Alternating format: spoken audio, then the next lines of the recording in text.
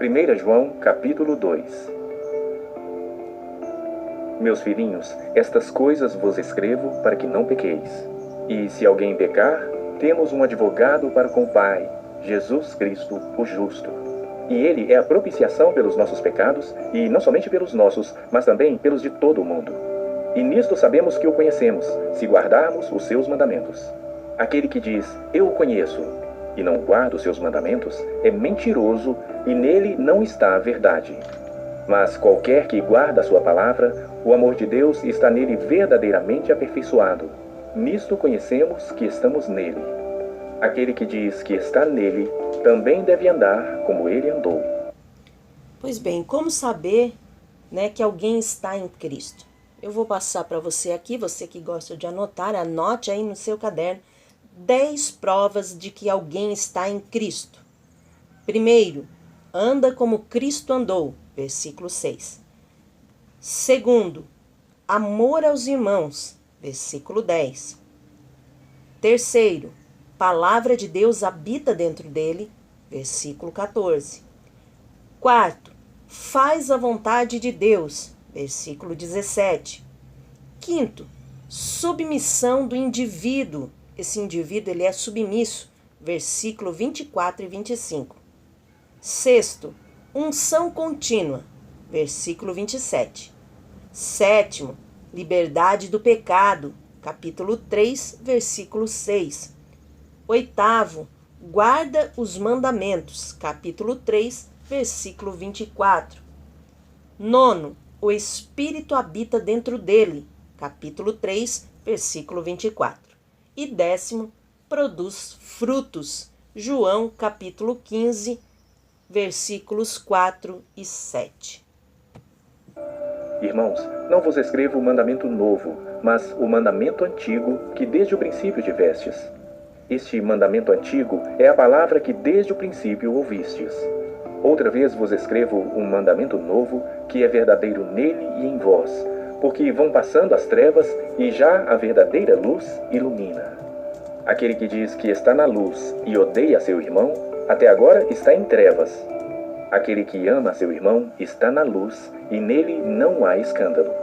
Mas aquele que odeia seu irmão está em trevas e anda em trevas e não sabe para onde deva ir, porque as trevas lhe cegaram os olhos. Filhinhos, escrevo-vos porque pelo seu nome vos são perdoados os pecados. Pais, escrevo-vos porque conhecestes aquele que é desde o princípio. Jovens, escrevo-vos porque vencestes o maligno. Eu vos escrevo, filhos, porque conhecestes o Pai. Eu vos escrevi, pais, porque já conhecestes aquele que é desde o princípio. Eu vos escrevi, jovens, porque sois fortes e a palavra de Deus está em vós e já vencestes o maligno. Não ameis o mundo, nem o que no mundo há. Se alguém ama o mundo, o amor do Pai não está nele. Porque tudo o que há no mundo, a concupiscência da carne, a concupiscência dos olhos e a soberba da vida, não é do Pai, mas do mundo. E o mundo passa e a sua concupiscência, mas aquele que faz a vontade de Deus permanece para sempre. Filhinhos, é já a última hora. E como ouvistes que vem o anticristo, também agora muito se tem feito anticristos, por onde conhecemos que é já a última hora. Saíram de nós, mas não eram de nós. Porque se fossem de nós, ficariam conosco. Mas isto é para que se manifestasse que não são todos de nós. E vós tendes a unção do Santo e sabeis todas as coisas. Não vos escrevi porque não soubesseis a verdade, mas porque a sabeis e porque nenhuma mentira é da verdade. Quem é o mentiroso, senão aquele que nega que Jesus é o Cristo? É o anticristo, esse mesmo que nega o Pai e o Filho. Qualquer que nega o Filho, também não tem o Pai. Mas aquele que confessa o Filho, tem também o Pai. Portanto, o que desde o princípio ouvistes, permaneça em vós. Bom, nós vamos ver aqui alguma coisa, um comentário aqui sobre verdade e amor que o apóstolo João estava falando, aqui em 1 João. O último dos apóstolos ali, segundo a tradição, escreve essa epístola a uma comunidade que está vivenciando exatamente esse contexto. E qual é o grande problema desta igreja? Não é que ela é distinta do mundo, não é que ela é composta de filhos da luz, que se distinguem dos filhos das trevas, é que nela não se distinguem mais entre os filhos da luz e das trevas. Ela está completamente mista. Ela está completamente misturada. Na própria igreja, está reunida na assembleia da igreja, falsos mestres, falsos profetas, anticristos. Então João precisa exortar aquela igreja, para que ela, em primeiro lugar, saiba quem ela é. É preciso saber o que é ser um cristão. E parece que esse é um problema também para a gente. Hoje qualquer um se diz cristão.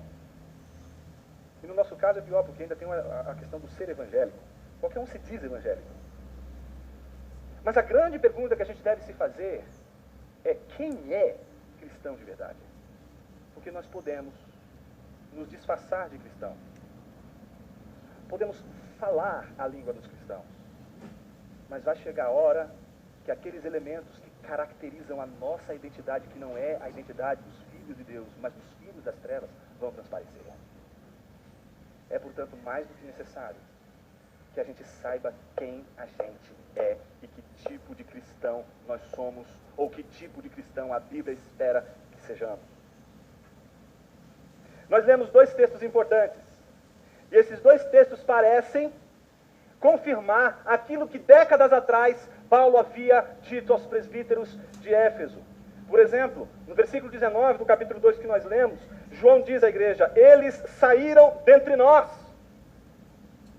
Quando Paulo lá em Atos capítulo 20, versículo 29, ele diz aos discípulos: eu sei que depois da minha partida, lobos cruéis entrarão no vosso meio e não pouparão o rebanho, e que dentre vós mesmos se levantarão homens falando coisas distorcidas para atrair os discípulos para si. Aquilo que Paulo outrora havia dito décadas atrás, agora se cumpre. E João está dizendo: eles saíram dentre nós. Mas... Bom, então nós vimos aqui que eles saíram dentre nós, né? Infelizmente. Não eram pessoas lá de fora, mas sim os que saíram de dentro mesmo da igreja. Se em vós permanecer o que desde o princípio ouvistes, também permanecereis no Filho e no Pai. E esta é a promessa que ele nos fez, a vida eterna. Estas coisas vos escrevi acerca dos que vos enganam. E a unção que vós recebestes dele fica em vós, e não tendes necessidade de que alguém vos ensine. Mas como a sua unção vos ensina todas as coisas, e é verdadeira e não é mentira, como ela vos ensinou, assim nele permanecereis. E agora, filhinhos, permanecei nele, para que, quando ele se manifestar, tenhamos confiança e não sejamos confundidos por ele na sua vinda. Se sabeis que ele é justo, sabeis que todo aquele que pratica a justiça é nascido dele.